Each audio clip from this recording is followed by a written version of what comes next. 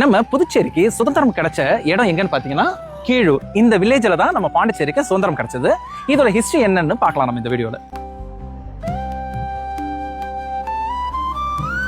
நம்ம இந்தியாவுக்கு 1947ல சுதந்திரம் கிடைச்சாலும் நம்ம பாண்டிச்சேரி பிரெஞ்சு கட்டுப்பாட்டில் தான் இருந்தது 1954 வரைக்கும். 1954 நவம்பர் 1ஆம் தேதி நம்ம புதுச்சேரிக்கு விடுதலை நாள்னு அறிவிக்கப்பட்டுச்சு. இந்த மண்டபத்துக்குள்ள இன்னைக்கும் பாத்தீங்கன்னா அப்ப நடந்த எலெக்ஷனோட போட்டோகிராஃப்ஸ், அந்த வரைபடங்கள்லாம் இன்னமும் வச்சிருக்காங்க.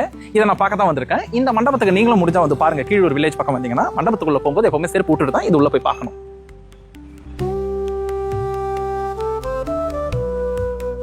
கீழூர்ல நடைபெற்ற அந்த எலெக்ஷன் நடந்தது இல்லைங்களா, இப்ப நான் வெளியில காட்டினேன் இல்லையா, அதே மண்டபம் அப்ப பாருங்க அதே ஷேப்லயே இருக்கு. இது வரைபடமா வரைஞ்சிருக்காங்க இந்த மண்டபத்தை.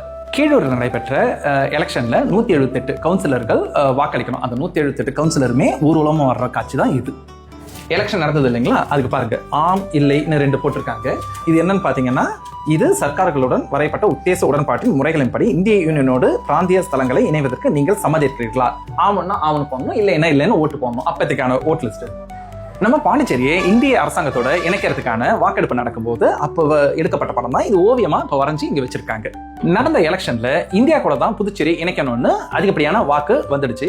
அதுக்கான இணைப்பு கையொப்பம் பாருங்க. புதுச்சேரி இணைப்பு ஒப்பந்தத்தில் திரு கேவல் சிங், திரு பேர் லேந்தி ஆகியோர் கையொப்பமிடும் காட்சி. இது போட்டோகிராஃபும் இருக்கு. அந்த போட்டோகிராஃப் இந்த வீடியோல உங்களுக்கு டிஸ்பிளே பண்ணிருக்கேன், அதையும் நீங்க பாருங்க.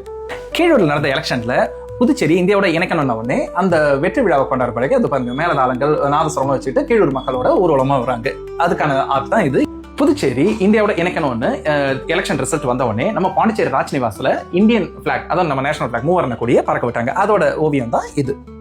இந்திய ஒன்றியத்தோட புதுச்சேரி அரசு சேர்ந்துருச்சு உடனே அப்போ பாரத பிரதமராக இருந்த ஜவஹர்லால் நேரு அவர்கள் நம்ம புதுச்சேரிக்கு வருகை தந்தாங்க. அவருக்கு உற்சாக வரவேற்பும் அளிக்கிறாங்க. அதோட ஆர்ட் தான் இது. நம்ம பாண்டிச்சேரியோட ஐகானிக்ல இந்த பில்லரும் ஒண்ணுதான். ஏன்னா நம்ம பாண்டிச்சேரியோட விடுதலை கிடைத்த நினைவு தூண் தான் இந்த தூண். இது இந்த தூண்ல நிறைய விஷயங்கள் இருக்கு. அது என்னன்னு காட்டுறேன் வாங்க.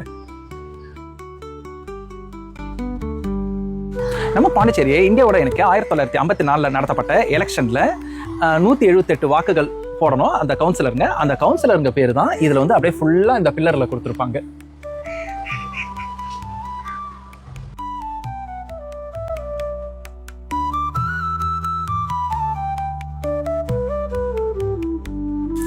கரெக்டா பாத்தீங்கன்னா கீழூர் நினைவு மண்டபம் இருக்கு இல்லையா, அங்க இருந்து அப்படியே நெக்ஸ்ட் இங்க வந்தோம்னா பாண்டிச்சேரி எல்லை முடிவு, விழுப்புரம் எல்லை ஆரம்பம்னு போட்டிருக்கோம். பாண்டிச்சேரி முடிஞ்சு தமிழ்நாடு ஆரம்பிக்குது. கீழூரோட அந்த நினைவு மண்டபத்துக்கு அடுத்த சைடு. உங்களுக்கு டைம் கிடைச்சா எப்பாவது ஒரு தடவை இங்க கீழூர் வில்லேஜுக்கு வந்து நீங்க இந்த நம்ம பாண்டிச்சேரிக்கு சுதந்திரம் கிடைச்ச இடத்த வந்து விசிட் பண்ணுங்க. இங்க நம்ம எலெக்ஷன் நடந்தது, நம்ம பாண்டிச்சேரி எப்படி சுதந்திரம் கிடைச்சதுன்ற போட்டோஸ் ஆர்ட் எல்லாமே வச்சிருக்காங்க. அதை மிஸ் பண்ணாம வந்து பாருங்க.